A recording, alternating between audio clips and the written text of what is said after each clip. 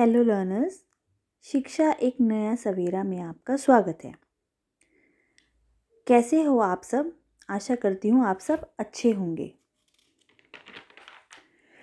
महादेवी वर्मा जी ने अपने जीवन में अनेक अनमोल कृतियों का सृजन किया। नीलकंठ भी उनकी अनमोल कृति में से एक है। यह एक रेखा चित्र है। यह एक मोर के सरल स्वभाव की कहानी है। ऐसा क्या हुआ कि मोर अपनी साथी मोरनी को छोड़कर जाने लगा? क्यों सबका ध्यान रखने वाला नीलकंठ उदासीन हो गया? आइए पढ़ते हैं महादेवी वर्मा जी की कहानी नीलकंठ मोर। उस दिन एक अतिथि को स्टेशन पहुंचाकर मैं लौट रही थी कि चिड़ियों और खरगोशों की दुकान का ध्यान आ गया। मैंने ड्राइवर को उसी ओर चलने का आदेश दिया। बड़े मियाँ चिड़िया वाले की दुकान के निकट पहुंचते ही उन्होंने सड़क पर आकर ड्राइवर को रुकने का संकेत दिया। मेरे कोई प्रश्न करने के पहले ही उन्होंने कहना आरंभ किया, सलाम गुरुजी। पिछली बार आने पर आपने मोर के बच्चे के लिए पूछा था। शंकरगढ़ से एक चिड़िया मार 2 मोर के बच्चे पकड़ लाया है। एक मोर है, एक मोरनी। आप पाल लें। मोर के पंजे से दवा बनती है, सो ऐसे ही लोग खरीदने आए थे। आखिर मेरे सीने में भी तो इंसान का दिल है। मारने के लिए ऐसे मासूम चिड़ियों को कैसे दे दूं? टालने के लिए मैंने कह दिया, गुरुजी ने मंगवाए हैं। वैसे है कमबख्त, रोजगार ही खराब है। बस पकड़ो पकड़ो, मारो मारो। महादेवी वर्मा जी इसके अंदर ये बताना चाह रही हैं कि उन्हें तो वैसे मूलतः सभी पक्षी, पेड़ पौधे, जानवरों सबसे प्यार रहता है और उनकी ये सारी झलक उनके साहित्य में नज़र आती है। इसमें नीलकंठ नामक एक मोर है जो मोरनी के साथ वो खरीद लेती हैं। पहले वो छोटे से होते हैं, फिर धीरे धीरे वो बढ़ते जाते हैं। इसी में यह दर्शाया गया है। बड़े मियाँ के भाषण की तूफान मेल के लिए कोई निश्चित स्टेशन नहीं है। सुनने वाला थक कर यहाँ रोक दे, वही स्टेशन मान लिया जाता है। इस तथ्य से परिचित होने के कारण ही मैंने बीच में उन्हें रोककर पूछा, मोर के बच्चे हैं कहाँ? उन्होंने देखा, अरे मोर के बच्चे हैं कहाँ? बड़े मियाँ के हाथ के संकेत का अनुसरण करते हुए मेरी दृष्टि एक तार के छोटे से पिंजरे तक पहुंची। अब वो देख रही है कहाँ किधर है मोर के बच्चे, तो उन्हें नजर ही नहीं आ रहे। जैसे तीतरों के समान 2 बच्चे, जैसे कोई तीतर होते हैं उसके 2 बच्चे बैठे हैं। पिंजरा इतना संकीर्ण, इतना छोटा था कि जैसे पक्षी शावक जाली के गोल फ्रेम में किसी जड़े चित्र जैसे लग रहे हों। मतलब पक्षी निर्जीव लग रहे थे। मेरे निरीक्षण के साथ साथ बड़े मियाँ की भाषण मेल चल रही थी। ईमान कसम, गुरुजी चिड़िया मार ने मुझसे इस मोर के जोड़े में के नगद 30 रुपये लिए हैं। बाहर कहा, भाई ज़रा सोच लो, अभी इनमें मोर की कोई खासियत भी है तो इतनी बड़ी कीमत ही मांगने चला। पहले इनका व्यापार होता था, जो पक्षी और जानवरों को बेचा जाता था उनसे पैसे लिए जाते थे। पर वह मुंजी क्यों सुनने लगा? आपका ख्याल करके अस्ता पस्ता कर देना ही पड़ा। अब आप जो मुनासिब समझे। 30 चिड़ी मार के नाम के और 5 बड़े मियाँ के ईमान के देकर जब मैंने ये छोटा पिंजरा कार में रखा, तब मानो वह जाली के चौखट का चित्र जीवित हो गया। अब उन्होंने 30 और 5 35 रुपये देकर खरीद लिए। दोनों पक्षी शावकों के छटपटाने से लगता था मानो पिंजरा ही सजीव और उड़ने योग्य हो गया है। मतलब अब वो इतने परेशान हो गए शावक कि वो कहाँ जा रहे हैं, सोचने लगे। घर पहुँचने पर सब कहने लगे, तीतर है, मोर कहकर ठग लिया है। मतलब सबको यकीन ही नहीं हो रहा कि ये मोर हैं, क्योंकि वो छोटे से थे। कदाचित उनके बार अनेक बार ठगे जाने के कारण ही कि बात मेरे चिढ़ जाने की दुर्बलता बन गई। अब सब लोग उन्हें परेशान करने लगे। अब प्रश्न होकर मैंने कहा, मोर की क्या सुरखाब के पर लगे हैं? पक्षी ही तो हैं। चिढ़ा दिया जाने के कारण ही संभवतः दोनों पक्षियों के प्रति मेरे व्यवहार और यत्न में कुछ विशेषता आ गई। पहले अपने पढ़े लिखने के कमरे में मैंने उनका पिंजरा रखकर उसका दरवाज़ा खोला। फिर 2 कटोरों में सत्तू की छोटी छोटी गोलियां और पानी रखा। अब उनके खाने पीने का इंतज़ाम भी करा गया। वे दोनों चूहेदानी जैसे पिंजरों से निकलकर कमरे में मानो खो गए। अब उनका पिंजरा भी खोल दिया गया। कभी मेज के नीचे घुस जाते, कभी अलमारी के पीछे। अंत में इस लुका छिपी से थककर उन्होंने मेरी रद्दी कागज़ों की टोकरी को अपने नए बसेरे का गौरव प्रदान किया। अब उन्होंने अपने रहने के लिए या सोने के लिए, बैठने के लिए उन्होंने एक अपनी जगह भी डिसाइड कर ली। 2-4 दिन में इसी प्रकार दिन में इधर-उधर गुप्तवास करते और रात में गद्दी की टोकरी में प्रकट होते रहे। फिर आश्वस्त हो जाने पर कभी मेरी मेज पर, कभी कुर्सी पर, कभी मेरे सिर पर अचानक आविर्भूत होने लगे। खिड़कियों में तो जाली लगी थी, पर दरवाजा मुझे निरंतर बंद रखना पड़ता था। बिल्ली का डर था ना, खुला रहने पर चित्रा, उनकी बिल्ली, इस नामांकटों का पता लगा सकती थी और तब उसके शोध का परिणाम होता है, यह अनुमान करना कठिन ही नहीं है। वैसे वह चूहों पर भी आक्रमण नहीं करती, परंतु यहाँ तो 2 सर्वथा अपरिचित पक्षियों की अनाधिकार चेष्टा का प्रश्न था। उसके लिए दरवाज़ा बंद रहे और यह दोनों ऐरे गहरे मेरी मेज को अपना सिंहासन बना ले। यह स्थिति चित्रा जैसी अभिमानी मर्जारी के लिए असह्य ही कही जाएगी। जब मेरे कमरे का कायाकल्प चिड़िया खाने के रूप में होने लगा, तब मैंने बड़ी कठिनाई से दोनों चिड़ियों को पकड़कर जाली के बड़े घर में पहुंचाया, जो मेरे जीव जंतुओं का सामान्य निवास है। अब उन्होंने क्या करा, बेचारी परेशान हो गई। अपने स्टडी रूम में उन्होंने उनको रख लिया। उन्होंने सारा रूम का कायाकल्प बदल दिया। दोनों नावंतकों ने पहले से रहने वाले में वैसा ही कुतूहल जगाया जैसे नववधू के आगमन पर परिवार में स्वाभाविक है। लक्का कबूतर नाचना छोड़कर दौड़ पड़े और उनके चारों ओर घूम घूम कर गुटुरगू की रागिनी अलापने लगे। बड़े खरगोश सभ्य सभासदों के समान क्रम से बैठकर गंभीर भाव में उनका निरीक्षण करने लगे। अब सब पक्षी देख रहे हैं कि भैया कौन से नए मेहमान आ गए हैं। ऊन की गेंद जैसे छोटे खरगोश उनके चारों ओर उछल कूद मचाने लगे। तोते मानो भली भांति देखने के लिए एक आंख बंद करके उनका परीक्षण करने लगे। उस दिन मेरे चिड़ियाघर में मानो भूचाल आ गया। अब उनका जो छोटा सा मिनी चिड़ियाघर था उसमें समझो भूचाल आ गया। धीरे धीरे दोनों मोर के बच्चे बढ़ने लगे। उनका कायाकल्प वैसा ही क्रमशः और रंग में था जैसे इल्ली से तितली का बनना। धीरे धीरे वो बढ़ते गए। जैसे छोटे बच्चे से जैसे वो बड़ा बनता है, वैसे ही मोर के बच्चे धीरे धीरे बढ़ते गए। मोर के सिर की कलगी और सघन ऊंची और चमकीली हो गई। चोंच अधिक बंकिम और पैनी हो गई। गोल आंखों में इंद्र की नीलाभ द्युति झलकने लगी। लंबी नील हरित ग्रीवा की हर भंगिमा में धूप छाई तरंगे उठने लगी। दक्षिण वाम दोनों पंखों में सलेटी और सफ़ेद आलेखन स्पष्ट होने लगे। पूंछ लंबी हुई और उसके पंखों पर चंद्रिकाओं के इंद्रधनुषी रंग उद्दीप्त हो उठे। अब इसके अंदर सारा मोर का शारीरिक चित्रण और विवरण है कि जैसे मोर एक उसके सर पे कलगी आ जाती है, पंख सुनहरे और रंगीन हो जाते हैं, इन सब का वर्णन किया गया है। मोरनी का विकास मोर के समान चमत्कारिक तो नहीं हुआ, परंतु अपनी लंबी धूप छाई गर्दन, हवा में चंचल कलगी, पंखों की श्याम श्वेत पत्र लेखा मंथर गति आदि से वह भी मोर की उपयुक्त सहचारणी होने का परिणाम देने लगी। आगे नीलाभ ग्रीवा के कारण मोर का नाम रखा गया। नीलाभ ग्रीवा के कारण मोर का नाम रखा गया नीलकंठ, और उसकी छाया के समान रहने के कारण मोरनी का नामकरण हुआ राधा। आगे ये प्रश्न उत्तर में भी पूछा गया है कि उनका नाम कैसे रखा गया, तो ये वाला लाइन में है, नीलाभ ग्रीवा के कारण मोर का नाम रखा गया नीलकंठ और उसकी छाया के समान रहने के कारण मोरनी का नामकरण हुआ राधा। मुझे स्वयं ज्ञात नहीं कि नीलकंठ ने अपने आप को चिड़ियाघर के जीव जंतुओं का सेनापति और संरक्षण नियुक्त कर लिया। सवेरे ही वह सब खरगोश कबूतर आदि की सेना एकत्र कर उस ओर ले जाता जहाँ दाना दिया जाता है। घूम घूम कर मानो सबकी रखवाली करता रहता। किसी ने कुछ गड़बड़ की और वह अपने तीखे चिंचू प्रहार से उन्हें दंड देने दौड़ा। अब वो अपने आप को सेनापति समझने लगा।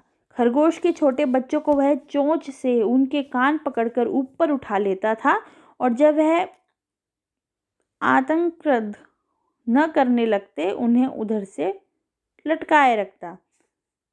कभी कभी उसकी पैनी चोंच से खरगोश के बच्चों का कर्णभेद संस्कार हो जाता था, पर वह कभी उसे क्रोधित होने का अवसर न देते थे। सब उससे डरने लग गए थे। दंड विधान के समान ही उन जीव जंतुओं के प्रति उसका प्रेम भी असाधारण था। प्राय वह मिट्टी में पंख फैलाकर बैठ जाता और वह सब उसकी पूंछ और सघन पंखों का छुआ छुलोल सा खेलने लगते। सब उसके साथ अब खेलने भी लगते थे। ऐसे ही किसी स्थिति में एक सांप जाली के भीतर पहुंच गया। सब जीव जंतु भागकर इधर उधर छप गए। केवल एक खरगोश सांप की पकड़ में आ गया। निगलने के प्रयास से सांप ने उसका आधा पिछला शरीर तो मुंह में दबा रखा था, शेष आधा जो बाहर था उसने चींची का स्वर इतना तीव्र नहीं निकल सकता था कि किसी को स्पष्ट सुनाई दे सके। नीलकंठ दूर ऊपर झूले में सो रहा था। उसी के चौकन्ने कानों ने उस मंद स्वर की व्यथा पहचानी और वह पूंछ पंख समेटकर सर से एक झपट्टे में नीचे आ गया।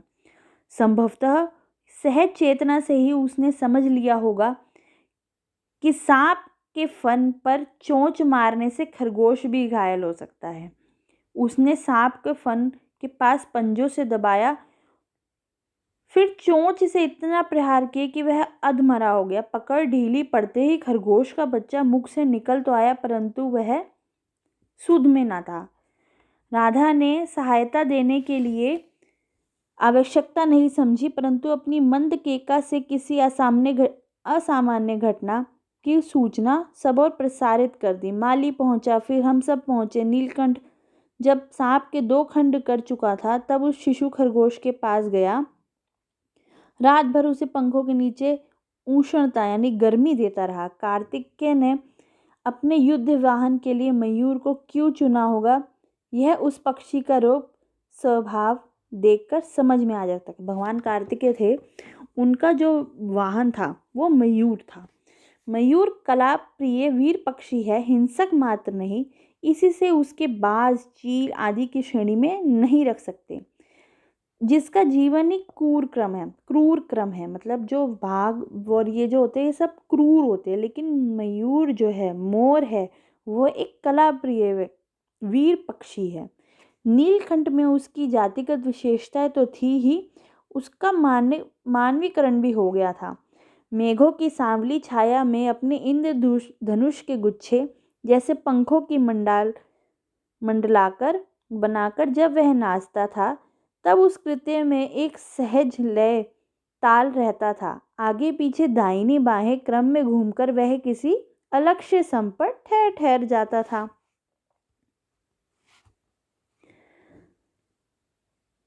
राधा नीलकंठ के समान नहीं नाच सकती थी, परंतु उसकी गति में भी एक छंद रहता था। वह नृत्य मग्न नीलकंठ की दाहिनी ओर के पंख को छूती हुई बाईं ओर निकल जाती थी, बाएं पंख को स्पर्श कर दाहिनी ओर।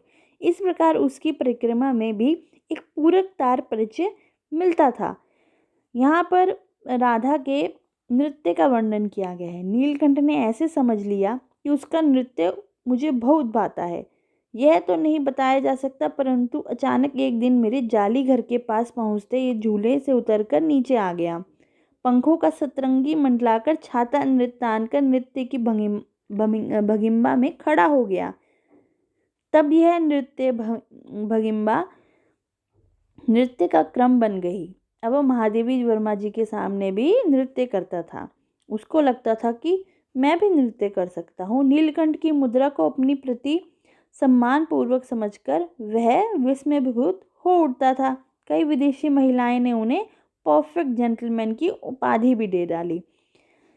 जिस नुकीली पैनी चोंच से यह भयंकर विषधर को खन खन कर सकता था, उसी से मेरी हथेली पर रखे हुए भुने चने ऐसी कोमलता से होले होले उठाकर खाता था जैसे तभी हंसी आ जाती थी।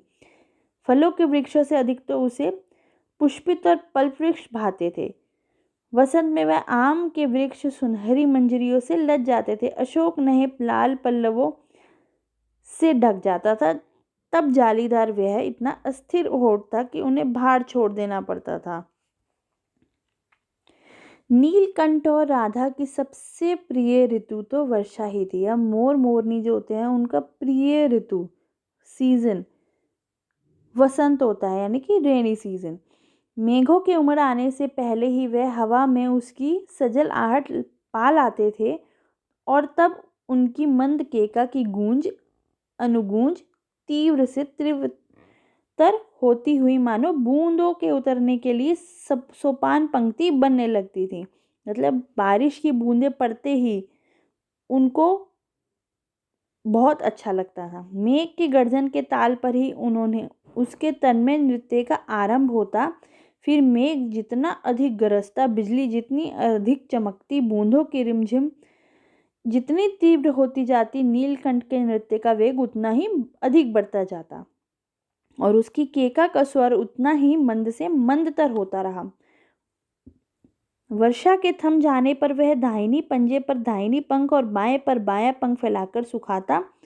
कभी कभी वह दोनों एक दूसरों के पंखों से टपकने वाले बूंदों को चोंच से पी पी कर पंखों को गीलापन दूर करते रहते। इस आनंदोत्सव की रागिनी में बेमेल स्वर कैसे बज उठता, वह भी एक करुण कथा है। एक दिन मुझे किसी कार्य से नखास खोने से निकलना पड़ा और बड़े मियाँ ने पहले के समान कार को रोक लिया। इस बार किसी पिंजरे की ओर नहीं देखूंगी, यह संकल्प करके मैंने बड़े मियाँ की विरल दाढ़ी और सफ़ेद डोरे के कान से बंधी ऐनक को ही अपने ध्यान का केंद्र बनाया। अब महादेवी वर्मा जी उन्होंने ठान लिया था कि वह अब किसी भी जानवर को नहीं लेकर आएंगी, पर बड़े मियाँ के पैरों के पास जो मोरनी पड़ी थी उसे अनदेखा करना कठिन था। मोरनी राधा के समान ही थी। उसके गूंज से बंधे दोनों पंजों की उंगलियां टूटकर इस प्रकार एकत्रित हो गई थी कि वह खड़ी ही नहीं हो सकी। बड़े मियाँ की भाषण मेल फिर दौड़ने लगी। देखिए गुरुजी, कम्बक चिड़ी मारने बेचारी का क्या हाल कर दिया। ऐसी कभी चिड़िया पकड़ी जाती है? आप ना आई होती तो मैं उसी के सिर पर इसे पटक देता। पर आपसे भी यह अधमरी मोरनी ले जाने को कैसे कहूँ।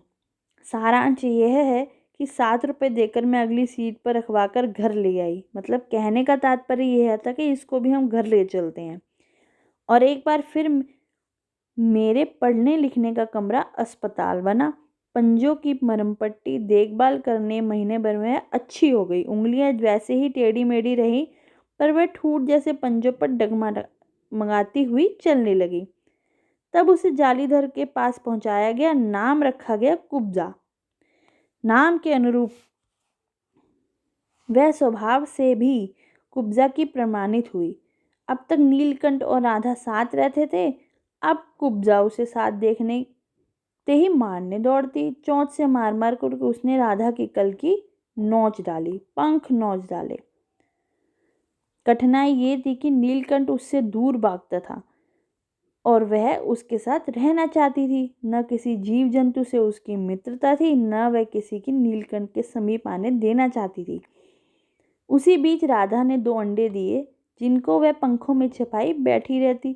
पता चलते ही कुब्जा ने चोंच मार मार कर राधा को ढकेल दिया और फिर अंडे फोड़कर ठूंठ पैरों से जगह और छितरा दिए। इस कलह कोलाहल से और अधिक राधा की दूरी से बेचारे नीलकंठ को प्रसन्नता का अंत हो गया। कई बार वह जाली के घर से निकल भागा। एक बार कई दिन भूखा प्यासा आम की शाखाओं में छिपा बैठा रहा, जहाँ से बहुत पुचकार कर मैंने उतारा। एक बार मेरी खिड़की के शेड पर छिपा रहा। अब कुब्जा की ये सब परेशानियों से दोनों ही परेशान हो गए। मेरे दाना देने जाने पर वह सदा की बाती पंखों को मंडलाकर बनाकर खड़ा हो जाता। फिर उसकी चाल में थकावट और आंखों में एक शून्यता रहती। अपनी अनुभवहीनता के कारण ही मैं आशा करती कि थोड़े दिन बाद सब ठीक हो जाएगा। अंत में 3-4 मास के उपरांत एक दिन सवेरे मैंने देखा कि नीलकंठ पूंछ पंख फैलाए धरती पर उसी प्रकार बैठा है जैसे खरगोश के बच्चों को पंख में छिपाकर बैठता था। मेरे पुकारने पर भी उसने न उठने का संदेह हुआ। वास्तव में नीलकंठ मर गया था। क्यों? का उत्तर तो अब तक नहीं मिल सका है। ना उसे कोई बीमारी हुई, ना उसके रंग बिरंगे फूलों के स्तबक जैसे शरीर पर किसी चोट का चिन्ह मिला। पर मैंने अपने शॉल में लपेटकर उसे संगम ले गई, गंगा के बीच धार में उसे प्रभावित किया। तब उसके पंखों की चंद्रिकाओं से बिंबित प्रतिबिंबित होकर गंगा का चौड़ा पाट एक विशाल मयूर के समान तरंगित हो उठा। अचानक से नीलकंठ की मृत्यु हो जाती है, पर किसी को नहीं पता कि मृत्यु का कारण क्या रहा। नीलकंठ के न रहने पर न तो राधा निश्चेत सी कई दिन तक बैठी रही। कई बार वह भागकर लौट आया था, अतः वह प्रतीक्षा के भाव से द्वार पर दृष्टि लगाए रहती थी। पर कुब्जा ने कोलाहल के साथ खोज ढूंढ आरंभ की। खोज के क्रमश में यह प्राय जाली का दरवाजा खुलते ही बाहर निकल आती थी और आम, अशोक, कचनार आदि की शाखाओं में नीलकंठ को ढूंढती रहती थी। एक दिन आम से उतरी ही थी कि कजली, अलेशियन कुत्ती, सामने पड़ गई। स्वभाव के अनुसार वह कजली पर भी चोंच से प्रहार किया। परिणामतः कजली के 2 दांत उसकी गर्दन पर लग गए। इस बार उसका कलह, कोलाहल, द्वेष, प्रेम भरा जीवन बचाया न जा सका। परंतु इन 3 पक्षियों ने मुझे पक्षी प्रकृति की भिन्नता का जो परिचय दिया है, वह मेरे लिए विशेषतः महत्व रखता है। राधा अब प्रतीक्षा में ही दुकेली है। आषाढ़ में जब आकाश मेघाच्छन्न हो जाता है, तब वह कभी झूले पर, कभी अशोक के डाल पर अपनी केका को तीव्र करके नीलकंठ को बुलाती रहती है। महादेवी वर्मा।